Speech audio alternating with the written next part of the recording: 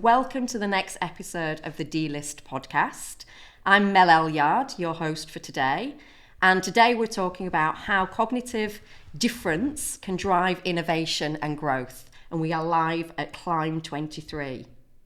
We're also live on LinkedIn, so please express yourselves using emojis and feel free to ask questions. We'll pick those up in the chat. And I'm joined by three amazing guests today, each with unique insights into this area. Let me start by introducing each of them and asking them to say a little bit about themselves. So, B, can we start with you? Yes, we can. Good morning. So I'm B. Marshall, and I work as a neurodiversity consultant and educator for businesses and organizations. There's a lot of talk about neurodiversity awareness, and I help businesses and organizations move beyond awareness into making it part of their everyday culture. And I'm really excited to be here today. Amazing. Luke, can we come to you next? Thanks, Mel. Thank you for letting me be here. So I'm Luke Bearden. I'm a senior lecturer in autism at Sheffield Hallam University at the Autism Centre. I'm the course leader for the postgraduate certificate in autism, and I contribute to the MA in autism, and I supervise mostly autistic PhD students and am obsessed with anything related to autism. Fabulous. Thank you, Luke. And Emily. Yeah, hi. So I'm Emily. I run Emily Autism and Me, which was set up really when I received an autism diagnosis in November 2020 and realised everything I knew about autism, having done lots and lots of training on it from being a trainee teacher, didn't actually relate to me. So I wanted to change that narrative and make organisations realise that it's not about knocking down buildings. It's not like, we're not difficult, like it's really simple things you can do that will actually benefit more than just somebody who is autistic or ADHD or neurodivergent, to just really change that narrative away from it being something to be scared of, which was I was told at university. Autism is something to be scared of. It's not. Thanks, Emily. And you do raise you raise lots of points there already. Neurodiversity, neurodivergence, there's all sorts of terms here. B, can we just come to you to kind of explain what does that mean? Of course. So neurodiversity is the broad variation and difference across all human brains. So every single human being falls within neurodiversity. And so we can describe humans as neurodiverse animals, neurodiverse beings. So an individual in and of themselves is not neurodiverse. Yeah. They have a brain that's different to anyone else's brain because that's their brain. Some of us have brains that are significantly different from what is considered to be the predominant neurotype of that culture. So those of us who are different from the predominant neurotype of the culture are neurodivergent. We diverge from that predominant norm. And this phrase, predominant neurotype, coined by Dr. Luke Bearden here, is a better phrase to use than neurotypical, because neurotypical keeps this idea that there is a normal type of brain, and therefore if you're different you might be abnormal. So for example, in my household, where of the three people who live in my household, all three of us are neurodivergent, and we all happen to be autistic. So the predominant neurotype in my household is autistic. It just happens that in society, autism isn't the predominant neurotype, but there may be cultures in the world where actually that is the predominant neurotype. So yes, neurodiversity is the variation across all human brains. A population can be neurodiverse. An individual would always be neurodivergent, or they would align with the predominant neurotype. Nice. Thank you. Okay, so our subject area is kind of looking at cognitive difference and growth and innovation. I was kind of reading some stats this morning, as you do at 5:30 when you're awake with your ADHD brain, sort of looking at things. The ONS statistics indicate that only 2 in 10 autistic individuals are employed, kind of just highlighting how under-resourced this whole sector is. So I'm kind of thinking, is that startling? Is it surprising? And what do neurodivergent individuals bring to this whole area of innovation? There's a lot there, isn't there? And you're looking at me again. I was just looking. I would just, I understand the need for statistics. Yeah. I'm a bit nerdy when it comes to statistics. Good. And I quite like them. But they do get used and abused quite dreadfully. Yeah. The reality is nobody knows how many autistic people are employed, because nobody knows how many autistic people there are out there. What we do know categorically is that autistic people are underrepresented in terms of identification. It's not easy to get an autism identification as an adult. Yeah. There's years of waiting for most local authorities. And you've made it to adulthood without even getting identified as a child. So we don't even know who is autistic currently. And of those individuals, we don't know how many of them have declared at work, how many themselves even know they're autistic or neurodivergent. So we actually don't know what the statistics are. Having said that, it is highly, highly, highly likely that as a neurodivergent individual, you are less likely to be happily employed compared to your predominant neurotype peers for all sorts of reasons. And not least, going on from what Bea was saying about terminology, the neurodivergent populations, whichever category you fall under, we need to change the narrative in terms of reference to those individuals away from the medical model, there's something wrong with you. Yes. So almost invariably being neurodivergent comes with a label of deficit, disorder, difficulty, impairment, etc. None of those are categorically, none of those are true. You're going to have a different preference in terms of processing, different preference in terms of your sensory experience, differences in all sorts of ways. That doesn't make you wrong. And actually having the combination, the juxtaposition of the predominant neurotype along with those differences is, I think, the best match for innovation and growth. Nice. Emily, in Ode. Yeah, I would definitely agree with that. And I think going back to what you were saying about people who were declaring, like, I can't remember, there was some statistics that came out last week, my brain in terms of remembering those has completely gone blank, but it was the high number of people who are neurodivergent who have not declared that they're neurodivergent to their employer because of the stigma associated with it, which again links to the whole kind of being seen as a deficit or a, disordered. I always say I'm slightly disorganized, I'm not disordered, as a bit but absolutely I would say that it's, again, that I think we're very much pigeonholed as to what sort of jobs we should be doing as well, which is going to stop innovation and growth. People say, oh, you'll make a great accountant, you'll make a great coder, you'll make a great data analyst. Genuinely can confirm I would be terrible at all three of those jobs. And that's not to say that somebody who is neurodivergent wouldn't be good at those jobs, but somebody who is that doesn't mean to say that just because you're a neurodivergent, they're the jobs that you have to do. I think we need to be seeing that actually there are lots of jobs that we can do and lots of jobs that we could be very, very successful at.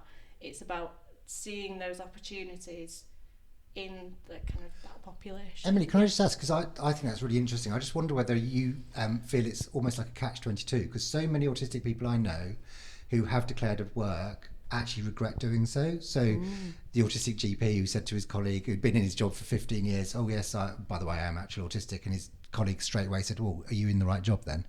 And the same, I've had the same for psychotherapists, counsellors, all sorts of and actually it's the ignorance from the outside world in terms of who you actually are that means that you have to stay away from that declaration in the first place. Yeah. So then that's that catch-22. So people don't actually know who these highly successful, brilliant individuals are because they don't find it safe to actually tell other people about it. Yeah, absolutely. I mean, I personally, when I go for kind of opportunities and it is being advertised on a website or a program, the number of people that go, is it okay to say that you're autistic? And I'm like, absolutely, Google my name, it'll definitely come up.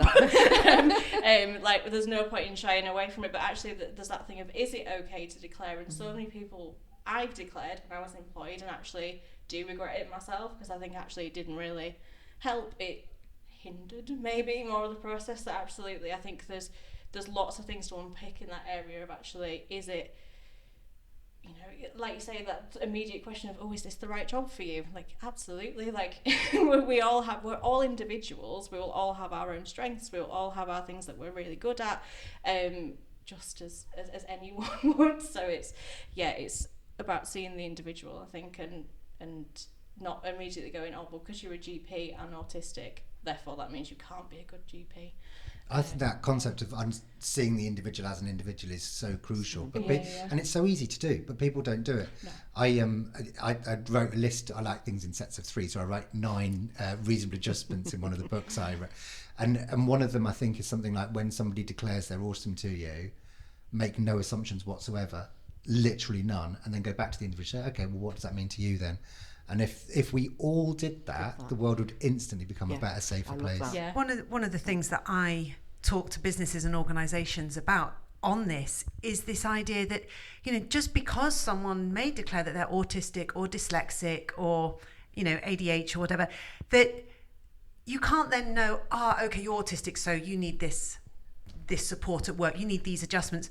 They might not do. Now, I read quite often or hear often kind of people saying, oh yes, well, autistic people don't want to be in open plan offices. I think it's probably true that most autistic people probably don't want to be in open plan offices, but some autistic individuals actually thrive with like that, all that kind of stuff going on around them. So same with, dyslexic individuals, this idea that dyslexic individuals might not want to be dealing with words and things like that. But, A.A. Gill, who's a really famous journalist, I mean, he's dyslexic and words are his world. So it's much better to, when we're looking at how to create work environments that support growth and innovation by creating environments where neurodivergent individuals can thrive, is to create this kind of buffet of all these different ways that we can do things, right from how that person finds out about the job and then responds to the organisation about the job, all the way through to promotion and everything else, and that buffet is available to everybody. So it's not that we're singling out and othering neurodivergent individuals. We're saying, okay, as an organisation, we embrace neurodiversity and we know that every single brain in this place is different. So here are all the different ways that we want to make it possible for you to thrive. Which one works for you? Or which not just one, obviously. Like, you can take as many things from this buffet as you need in order to thrive. So now I'm obsessed, and I've got this kind of vision of this buffet and this salad bar of choices. What does that look like? What for you guys? People are probably thinking that sounds amazing as a concept. That's great. What does that look like from an employer's perspective? God, I mean, I think the list is endless, really. I mean, okay, so if we let's just take me as an individual, and I just want to make this very clear to anyone who's watching or listening, that just because I am an autistic woman who I also identify as ADHD and other things, this doesn't mean that if your colleague also is autistic and ADHD that they're also going to want the same. But for me, that would be, from a recruitment perspective, it would be your job not just being on social media sites, because I'm not on social media. I am on LinkedIn, but I'm not looking at LinkedIn for jobs. So you're going to have to find other ways to reach me. And it's about making sure that, for example, for me, I would like to be in an interview situation. An interview situation is brilliant for me. And I'd also love to be in a presentation. And give me a job-related challenge. So I remember when this is a long time ago now, but I applied for a job at Sheffield Hallam University. I did not know I was neurodivergent at the time. And the job role was to manage and coordinate all the support workers for the disabled students. And the challenge that was given to me as part of the recruitment process was, here are several students' timetables, here are the interpreters, and these were deaf students, and can you create the timetables for the interpreters based on the student needs across 3 campuses? I mean, I was so excited. It was wonderful. I was like, yes. And I did it, and I did it really quickly, and it was just perfect for me. And I loved that, because they then brought that into the interview and they said, oh, we noticed you did this really quickly. There's one thing that we don't quite understand about your decision. Can you explain it? And I explained it. And they were like, oh, that's interesting, because, they had reasons why they thought that would be different. Understanding now that I'm autistic, I'm like, oh, it makes complete sense why I kept that one interpreter on one campus all day long, because if it was me, I wouldn't want to have to move campuses during the day. But interestingly, because they said, oh, it might be that an interpreter might like to come to another campus just so they can touch base. And I thought, oh, might they? And then, moving on into the workspace, being able to be flexible, being able to start my day when I want to start my day, being able to do my work, doing the work that I need to do in whatever way makes sense for me to do it. And if that's, if I do that sitting in a park on a picnic blanket, that's okay because the work's getting done. That there's not an expectation for me to, be in a certain environment, work a certain set number of hours, whatever it is. I want to be able to communicate with people primarily by video call. Definitely don't really want emails if I can avoid it. Right. Love a WhatsApp voice message. But, Luke's great with email. So if you email Luke, you get a response really quickly. Yeah. It's incredible. Apologies to any students listening. But for me, you email me and it might be several days. Yeah. And I actually have someone who helps me with my inbox. So, these are just some examples. I could keep talking about this, but these are just some examples. It's exactly what B said in that word variety. I think rather than going through lists and lists and lists of things that you could do, I think a basic rule is that the more variety or opportunity you have in terms of that menu, the less risk there is of discriminating against a neurodivergent individual. And it is literally as black and white as that. And that goes from how you advertise, as B says, to how you recruit, to how you graduate at university, to how you communicate, what your systems are. The more variety you've got. So I think it's lovely to have a drop-down menu at the beginning of when you are employed. It's like, what's your preferred form of communication? When do you like being communicated with? Yeah. How do we know? If you've got that, if you've got your red pen on the desk, does that mean that I mustn't approach you? As opposed to, or whatever it might be that suits you, as long as it aligns with the company or the institution or whatever it is in terms of getting your job done, how are you going to be most productive? And if you actually listen to neurodivergent individuals, they know how to be productive. And if you can accompany them and allow them to feel safe, they're going to do you an awful lot of good. But going back to the recruitment side of things, one of the issues that I've got and I've always have had is job descriptions and person spec, because at the moment they're far too generic. You've kind of got to be a little bit good at almost everything, and actually it doesn't bear any relationship to job. So the example I tend to give, I was talking to you and B about it last week, is you have to be a good communicator. What does that even mean? What does that mean? I'm a lecturer, my job is communicating, and I'm reasonably okay at talking about autism, the smell of my dog, and triathlons. Ask me about anything else and I'm probably a rubbish communicator. So where does that leave me? Interesting. Exactly the same for me. So I've done quite a lot of media work, live TV, live radio. In that environment, I come alive. I love it. I love this. But only if I'm talking about something that is meaningful to me and that I have an interest in. If you put me in this environment and say, so we're going to talk about the current political climate, it's just no good at all. And so this idea that, everyone has to be punctual, everyone has to be a good communicator, everyone has to have excellent skills in this and this and this, often degree essential. I've started 2 degrees and I've finished none. And that's not because I'm not bright enough to do a degree. I'm incredibly bright. I could easily do a degree from that perspective, but there are so many barriers to me in that situation that just meant that degrees didn't work. And so I don't have a degree. It hasn't, I've ended up working for myself, which I think is also very, very common. Yeah. And it would take a very, very special employer, I think, for me to be able to thrive in that environment. But this whole idea that degree essential, well, essential for what? Yeah. It just shows that you can exist for 3 years in an institution following their program of learning, and then you can demonstrate that learning in a certain way. Yeah, absolutely. Sorry, I'm coming to you. It's just whenever B says anything ever, it always sparks my brain. I say, I've got to say this. Just in terms of education. Yeah. If you look at what makes a good PhD student, you might as well be going, what makes a good autistic person almost. And yet working backwards, education becomes less and less and less neurodivergent friendly. So you take going to your average school day and you've got to be expected to switch attention dozens and dozens of times. And then by the end of the week, you might have had 40 different lessons on 40 different things and you're expected to attend all of them. What about if we changed it and said, right, today, you neurodivergent individuals are going to do history all day. and then tomorrow you're going to do English all day, or maybe all term until you've done your GCSE, and then we're going to switch.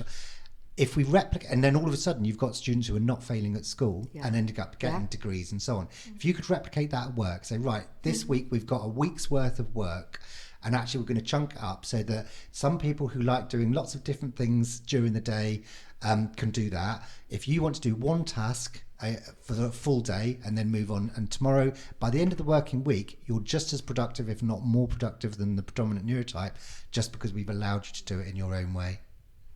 Yeah, I think that's sparked something in me around the switching tasks in terms of employment as well, because I'm very much, I need to finish it. If I've started it, I've got to finish it.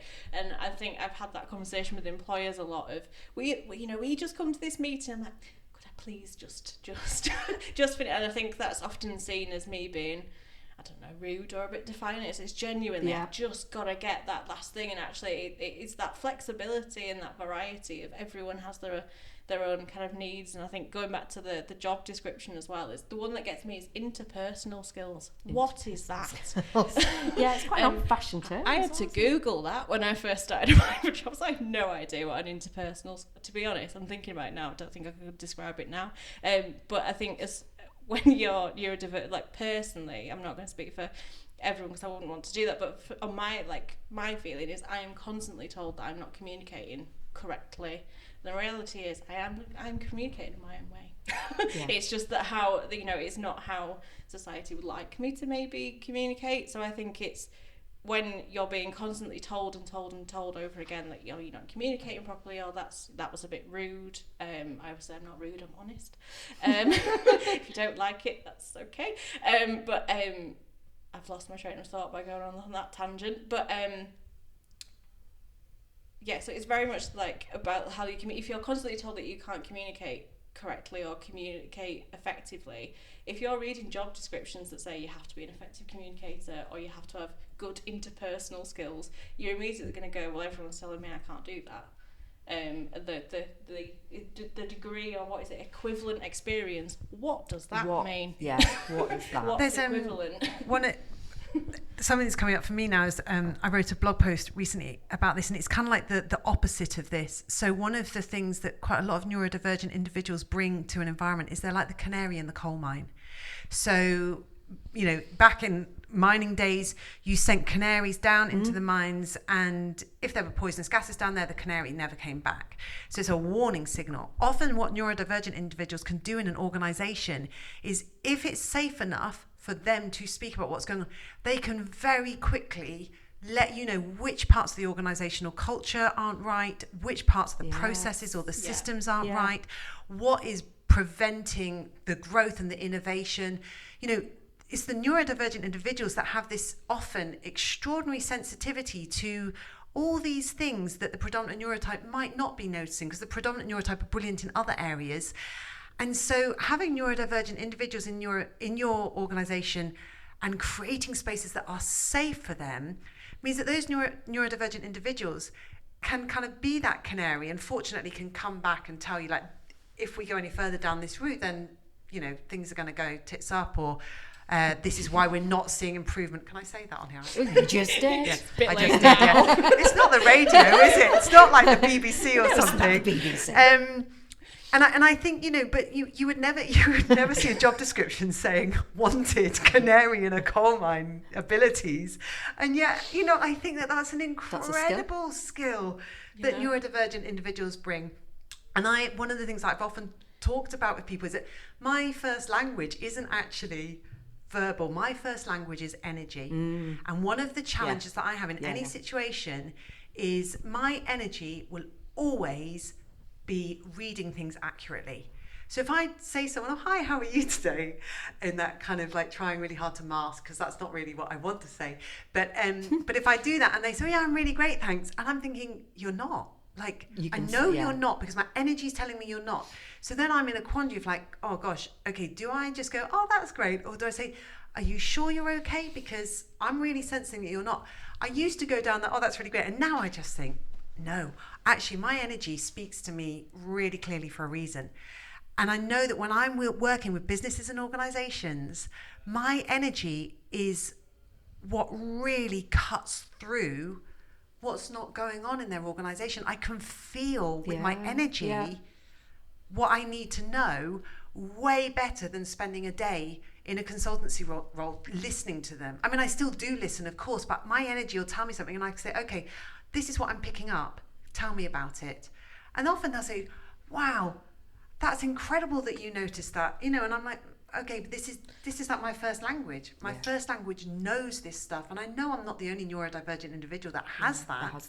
Yeah. But it requires a certain level of safe environment to trust that you can verbalize it. Yeah. That safe environment is absolutely key, isn't it? And I think as well, like for me, definitely, and I know probably other neurodivergent people feel it as well, is that feeling when you start to go into that space that everyone says is safe, so you go, right, okay, I'm gonna go in, and then you immediately, like, it's that gut feeling of, oh, that's not safe, so we're gonna backtrack a little bit here.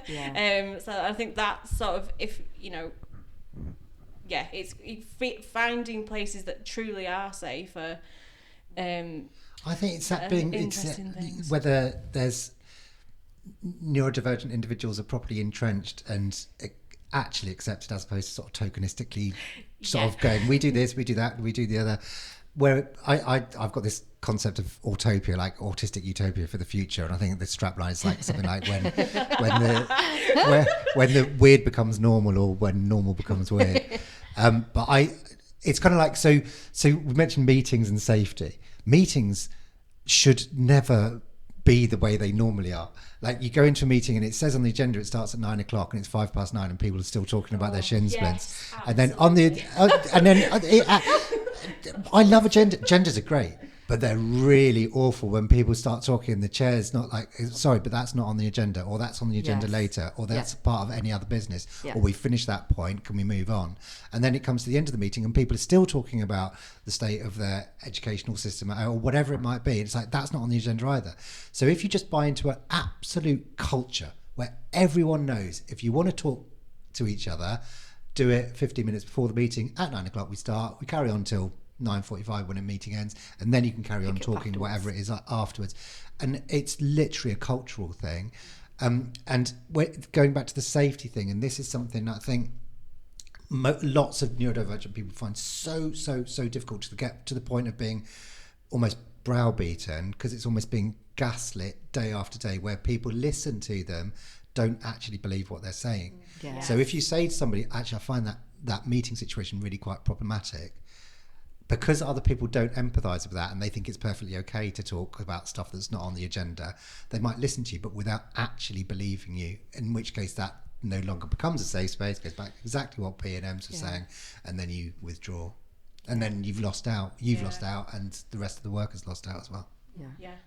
I mean, I think meetings are just, in and of themselves, the number of meetings that many people are in every single day, back-to-back meetings, to the point that they're not actually able to do any actual work because they're just meeting after meeting after meeting. And I often think about things like the Brooklyn Bridge. I went on a walking tour once in New York. It was incredible. It was a Brooklyn Bridge specific walking tour. And I'll try and share this really quickly, but I think it's really important because I think about these things like the Brooklyn Bridge or the Empire State Building, or there are plenty of places in this country as well that we could talk about, but my brain goes to the Brooklyn Bridge. Phenomenal things that were built and created that transformed places and people and culture without back-to-back meetings all day, every day. And one of the most extraordinary things about the Brooklyn Bridge was the man who, the original kind of engineer and architect of it, died during the process, and his wife took over this project. And a lot of people at first wouldn't listen to her, and she just kept saying, no, I'm leading this project. And then when the Brooklyn Bridge was finished, no one would use it because they didn't trust it. So she got some elephants shipped or brought down, or however they got there, and she walked across the Brooklyn Bridge with these elephants to demonstrate that people could go across in their vehicles. And I look at that and I think that all happened without the internet, without back-to-back meetings, without all this stuff. And I just think, are people in meetings for the sake of meetings, and as a result are just exhausted? Their brains are having to task switch all the time.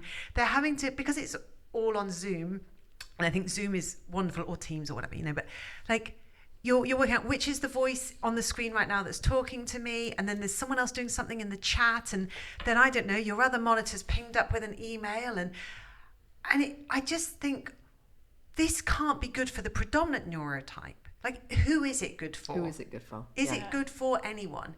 And some of this, I think, is about having quite a radical rethink of what do we need to change to benefit everybody? Like, this isn't just about neurodivergent individuals and how those cognitive differences support growth and innovation.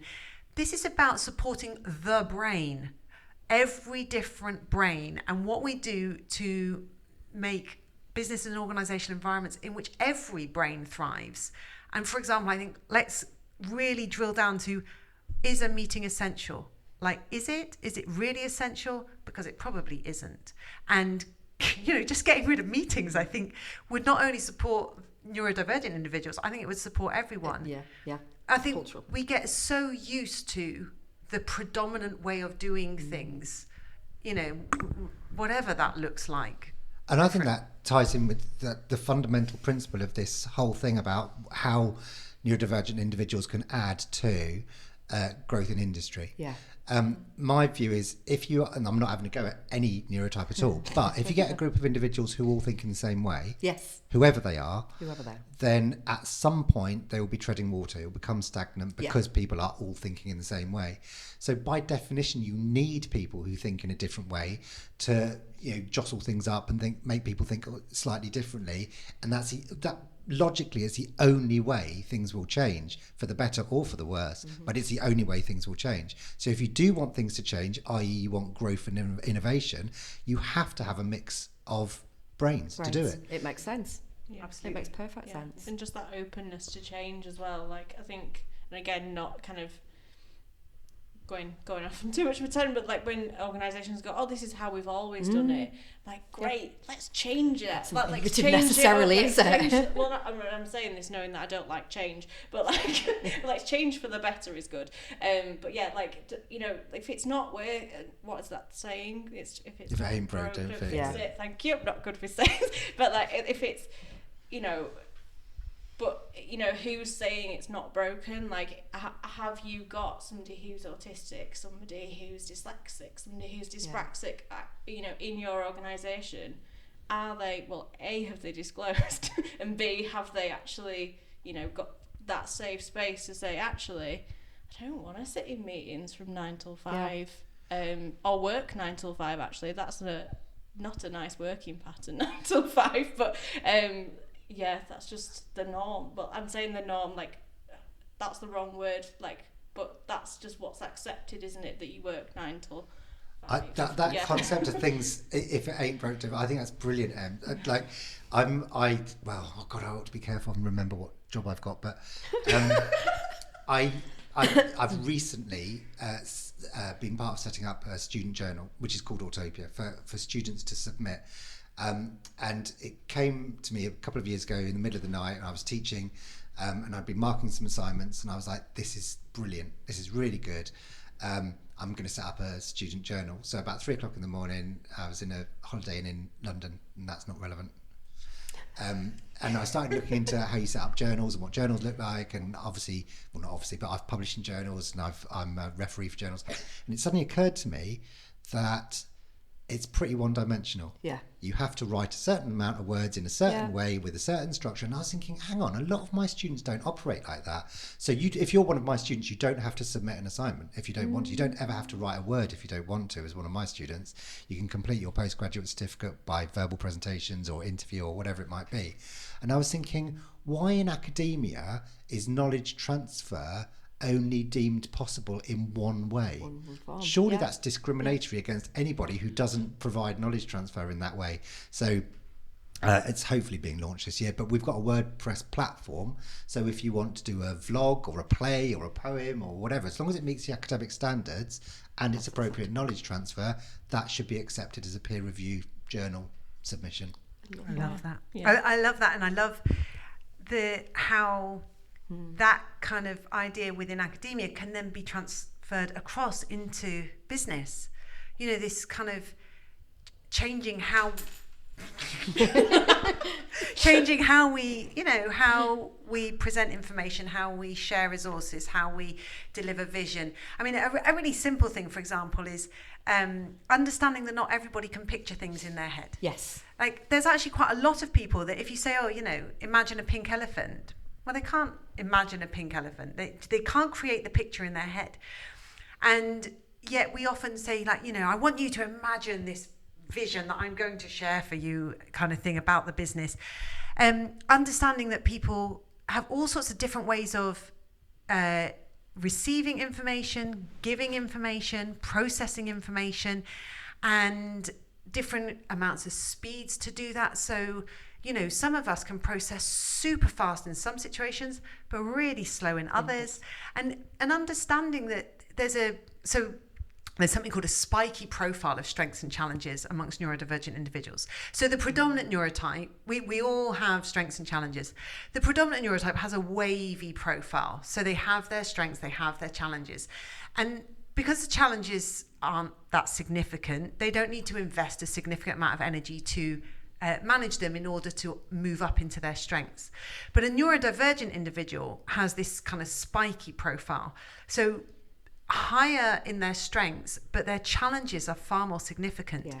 And a lot of neurodivergent individuals are either managing to appear like okay at work, they're probably like a swan, like graceful on the surface, paddling like crazy underneath, or they're so busy trying to deal with what they experience as challenges that they're rarely going up into their strengths. So that's when, you might have a perceived level of underperformance in your employee or your team member or whoever it is, not because they are underperforming, but because actually all of their focus, all of their capacity is on managing the challenges. Yes. And if we can start to understand more about this kind of spiky nature of things and work out, okay, so this goes back a little bit to the buffet, the buffet concept. Like, what are the things that you need so that you're not having to deal with those challenges as much? Because capacity and capability are not like kind of, I don't know what the word is. It's not that they're not equal. There's the relationship between them can really vary. So, for example, I know that my capability is extraordinary. My capacity is so variable that on some days, like, the challenges that I'm experiencing and the support needs that I might have mean that actually some days I can only just about do the washing up and put food on the table. Anything beyond that is outside of my capacity.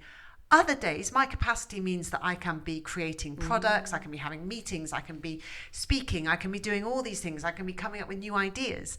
And that's all down to my capacity. And so we increase our capacity through having support in place, through knowing what are the things that I need to do for myself that support my capacity to increase, but also knowing what's the cutoff point. So I know for myself, if I do some exercise, it increases my capacity. If I do too much exercise, it depletes me. If I spend one-on-one time with people I know really well, that supports my capacity. If in a situation like this, I'm great right now, but after this, my capacity will be significantly depleted. That doesn't mean I'm not enjoying myself. Things I love doing can still deplete my capacity. And I think businesses and organizations don't understand this because the predominant neurotype doesn't have this same dance between capacity and capability. Like that. Yeah. I think it's absolutely spot on is this concept of how well you are actually getting on at work without a reasonable adjustment relative to what you could actually be achieving if you did have a reasonable adjustment. And it's the same in school. Kids are like in school and they're getting, average grades. So therefore it's deemed, well, they're perfectly okay. It's like, but if you gave them a little bit of additional support, then they would be grade A students. So stop comparing them to what you believe is okay and compare them against their actual potential. And when we're talking about reasonable adjustments, they don't take much. Usually it's just a bit of energy. It doesn't usually cost money. It's just a bit of empathy or at least acceptance, listening to somebody and thinking, actually, that's fine. we can do that, no problem at all. And all of a sudden, the capacity of the individual and therefore their capability goes through the roof. Yeah, just that acknowledgement, like that it is small things. I always say it's not about knocking down buildings and rebuilding them. It's just like these really, really small things. Like I can't concentrate in a room if there's a ticking clock. So if I walk in and there's a ticking clock, I'm just looking round. There's definitely not one here, so we're okay. But I was like, I think I would have heard it by now. But like the number of times I'll go, I really struggle with ticking clocks, and it's just. And I don't know whether everyone goes, oh, you didn't say, can you remove it? You know, sometimes like, oh, I really, really struggle. I would focus a lot better if that wasn't in here. And it's so hit and miss as to the people that will immediately take it off the wall and take the batteries out of it, that all the people will just remove it. Or some people will just continue as if I've not said it. You've not said anything. And you're like, that's quite dismissive. But actually, like, I would be so much more productive, and you'd get a lot more. I nearly said something I definitely shouldn't have said at this time in the morning then. You'll get a lot more out of me if I'm not distracted by the sound of, you know, a ticking clock. Or somebody had a wobble head in a meeting that I was in the other day, and it was going like all the way through, and I was like, I can't focus on anything you're saying. But it's like, actually that's going to stop any form of growth that I could contribute to. And it's very simple, like it's a ticking clock. I think just to add to what Emily was saying, and I don't want to scare anybody off at all. It's not difficult to do. But if your neurodivergent employees don't have a full sensory profile, and if you subsequently haven't done a full sensory audit against that sensory profile, then you're probably discriminatory. Whereas actually, if you actually do those two things, so they don't cost very much money, just engage with the individual to find out what their sensory needs are, and then make quite often very easy, reasonable adjustments, then all of a sudden, again, everybody's happy. That's interesting. Yeah. Nobody has ever asked me ever about my, you know, sensory needs. I don't know what that is even, so I guess that's going to be true of... And lots of neurodivergent individuals don't know what their own sensory needs are, because the assumption is that they're the same as everybody else. It's a bit like being colourblind. How do you know that anybody else sees things differently? All of a sudden, you have slight reasonable adjustments that don't cost anything, and all of a sudden your productivity goes through the roof because you didn't realise.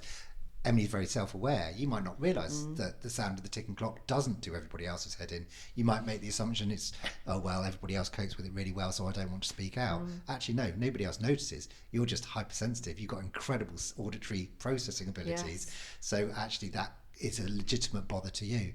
So it's an incredible insight into self, having an exploration to your own sensory profile, and within the work environment it can make a huge difference. I work more productively when I can reach over and sniff the cat, you know. It literally makes me more productive. If you don't let me have a cat next to my desk to have a good sniff, then I'll probably be a bit grumpy. All workplaces need a cat. I'm to just sniff. going to sniff. Absolutely. I was going to say, I realise not everyone likes cats, so it's a disclaimer on that if you don't. But yeah, cats definitely help with my productivity. There's something that it's come up a couple of times now in my head, so I'm going to talk about it, which may or may not change the direction of the conversation. But there's a thing here about mental load and the responsibility of effort, I think. So often the responsibility of effort or the mental load for a lot of these adjustments and things is perceived to lie with the neurodivergent individual. Yeah. And yet we've already acknowledged that a lot of neurodivergent individuals may not even know that they're neurodivergent, or they may think they might be, but perhaps they're going down the route of formal identification, so they're perhaps on a waiting list or something else, or maybe they know they are but they haven't disclosed, so therefore they might not want to say, oh, by the way, even though you all think I'm like the rest of you, I actually need these changes. So this expectation that the neurodivergent individual would know what would support them, which it's taken me ages, and I'm still learning what supports me. Yeah. And it's taken me ages, partly because I was so conditioned to be like, oh, don't be so ridiculous. We don't do it like that. You need to learn to do it this way. And I really tried my hardest to do it this way. But for 40 years thought I was pretty much a failure, and then discovered that I was autistic, and that made sense of everything. But if I was going into an organisation, they're saying, oh, okay, it's great that you've let us know that you're autistic, so what do you need? I'd be like, gosh, I'm not really sure. Like, or I might be like, well, I know I need this, this, this, and this, and this, but shit, is it going to be safe to let them know that? Yeah. Bringing this back to the menu, if the organisation takes it upon themselves to put in the effort and the mental load to create this brilliant menu of all sorts of different things that are available that everyone can choose from, then each person gets to go, oh, great, okay, so yeah, headphones when I'm working is brilliant. And actually, I don't know what else it would be, but like working from home, knowing that I can start my day at 5 a.m. and I can finish at 1 p.m, and yeah, great, like whatever that looks like, so that it's not the individual who's having to carry the mental load and put the effort in to get things set up so that they can then contribute in a way that improves the capability of the organisation. Making sure that everyone is, with consent, obviously don't just share it with whoever you fancy, but like make sure that everyone who's working with that individual is aware of that as well, not just one person, because that could create additional things as well. I've had it before where my manager's been the only one who's known about my reasonable adjustments, so then other people haven't understood that, and then going to my manager and like, oh, Emily's really fussy about this one particular thing, isn't she? And my manager had to go, she's not fussy, like that's genuinely a thing that she needs you to do. Again, it's a bit of a cultural thing, isn't it? Because combining both of what you're saying, Emily, and what you're saying, B, imagine this scenario, you go into work and your line manager, who you've had some say in who it might be, by the way, because people get on with other people better and worse, and that's okay. It's perfectly reasonable for that to be the case.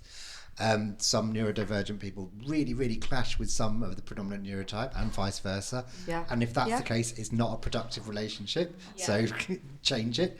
Yeah. And people are like, oh no, we can't change line managers. Like, yeah, you can actually. It's not really a big deal. Yeah. Everyone ends up happier.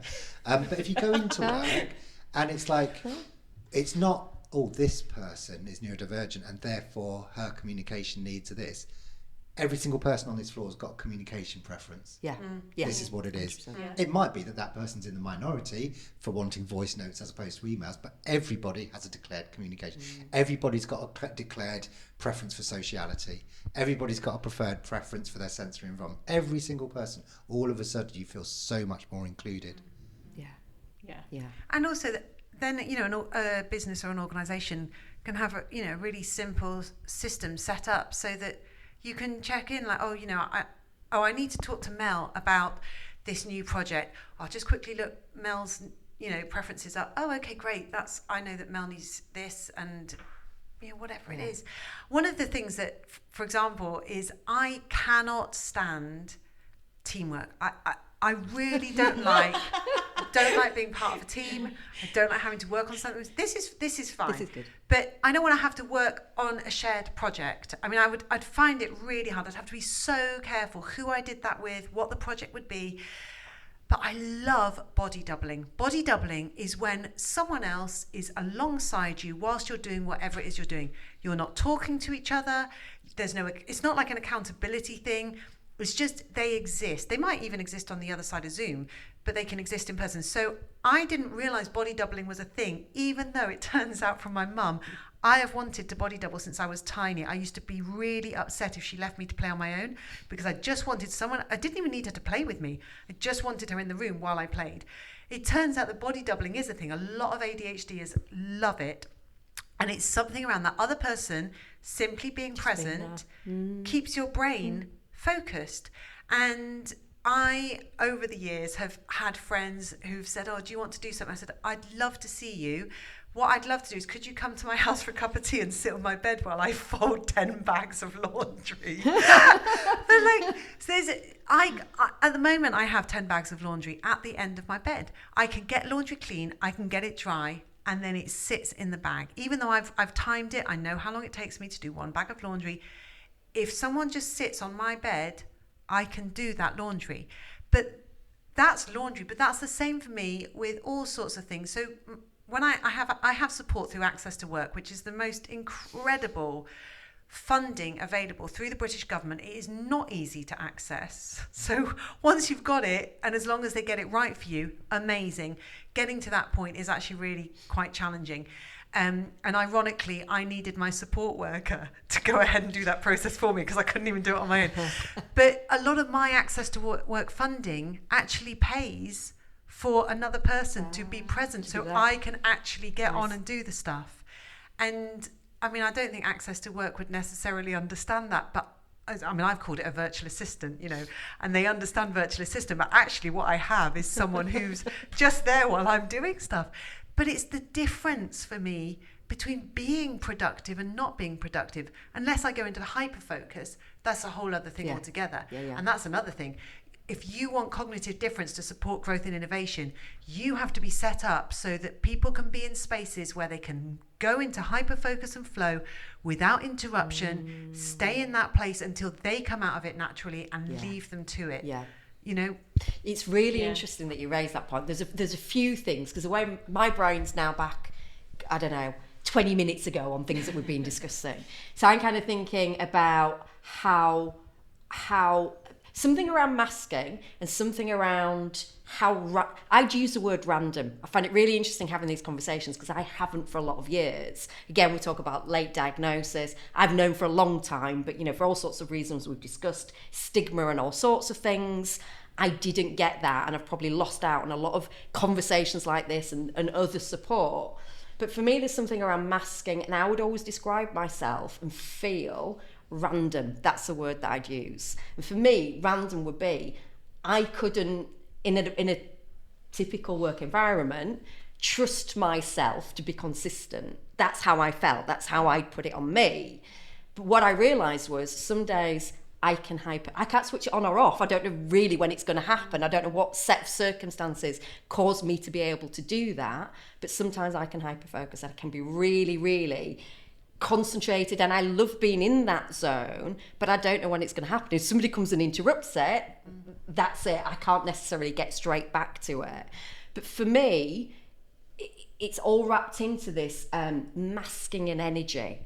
So there's probably several points there. There's something about being random, and I mask in my environment so that I can cope. But that takes an immense amount of energy for me to be able to do that. And everybody kind of, you seem really confident, Mel, and you can. I'm aware, because I don't communicate, that people probably put a lot of that on me. But just managing that every single day is a lot. We've got 5 minutes left, by the way. Thank you. That's so quick. It hasn't it? Masking is a brilliant example of, in my view, and it's of how when people are trying to be nice, it sometimes backfires. Yes. So I think lots of people will tell me when they say, I mask a lot of the time, that the PNT respond by saying things like, we all do that. Yeah. In a sort of semi-empathic, trying to be nice way. The reality is, if you go back to the PNT and say, okay, well, when you mask, and I agree, everybody does mask to a certain degree, but is there a qualitative difference between your way of masking and the autistic way of masking? When you're masking, are you consciously aware of it? 1.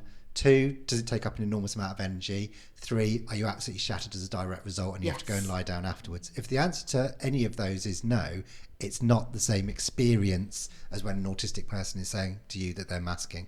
So it goes back to that genuinely believing and totally accepting what an individual is saying, to then say, okay, well, maybe we need to do something about this. And you can take masking and introduce sociality, communication, all sorts of other different things where, yes, there might be overlaps in terms of your understanding. There aren't necessarily overlaps in terms of experience. Yeah, definitely. I would definitely agree with that. That kind of taking that experience and just going, we all experience that, or we're all a little bit autistic. I hold my hand up and say that there was a time when I was one of those people that said, but we're all a little bit autistic. I'm pretty sure that most of the people that say that probably actually are autistic and just think, well, of course we are all a little bit autistic, because isn't everyone like me? But one of the things that, actually, I was mentioning this to Luke a little bit earlier today, was that I listened to an interview with Catherine May. She's a neurodivergent author, and she was being interviewed about a book that she was releasing at that time. And the interviewer was asking her about her autistic experience and various things to do with it, and she said, I'm still human having a human experience. And I think that's the thing. Neurodivergent individuals in any environment are still human beings having a human experience. It's just the difference in the way that person's brain is wired means that there will be elements of that human experience that will be more acute and heightened for them, will be having a significantly greater effect on their nervous system, which then impacts how well their brain is processing information, regulating emotions, etc., etc. There might be, lots of people struggle with kind of unexpected changes to plans, but not to the same degree, for example, as many autistic individuals struggle with changes to plans. If someone else changes a plan, I really struggle with it. Yeah. But if I'm the one in charge of changing plans, I love it because I can be spontaneous and I can do this and I can do that. I can cope with that change because I'm in control of that change, whereas other autistic individuals don't like those changes at any point. So when you think, oh yeah, I understand that, it's because you're also human. What you probably don't understand is the extent to which the neurodivergent individual is experiencing that or being impacted by it. Yeah, that's the key word, isn't it? Impact. I'm always like, yes, but what impact is it having?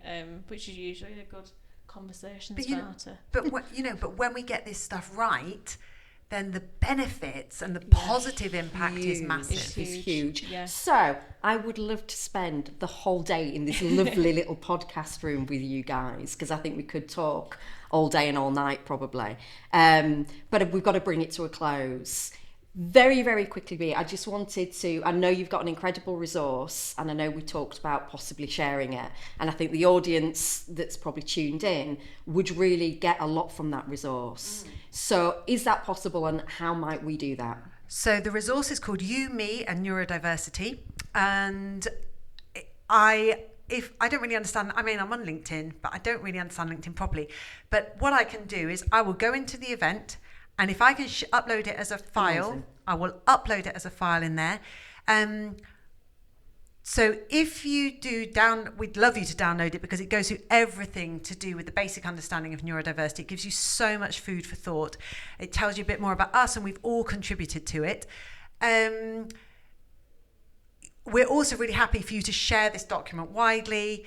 And if you ever quote from it, just, fully reference it. Absolutely. But yes, I'll get it in there.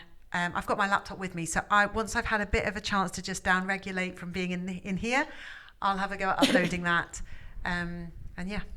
I would just add, B wrote almost all of it, and it's absolutely superb. I really recommend it, and for a free resource that you should be paying lots of money for because it's that good, then don't miss the opportunity. Yeah. People can pay me to come into their organisations instead.